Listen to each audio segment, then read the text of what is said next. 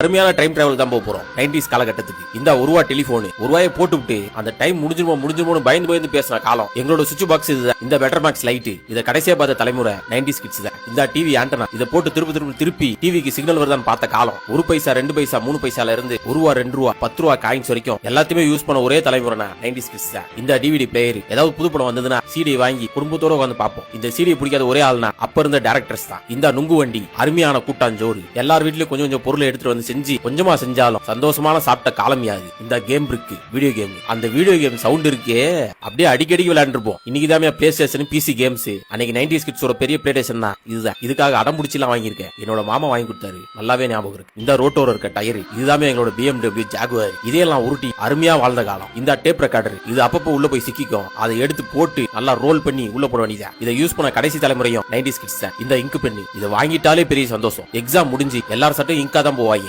Internet technology எதுவுமே இல்லாம வாழ்ந்த காலம். விவரம் இல்லாம வெள்ளந்தியா வாழ்ந்த காலம். கண்டிப்பா உங்களுடைய கருத்துக்களை கமெண்ட் பாக்ஸ் சொல்லிட்டு போங்க. எல்லாரும் கமெண்ட்டை நான் படிச்சு பாக்குறேன்.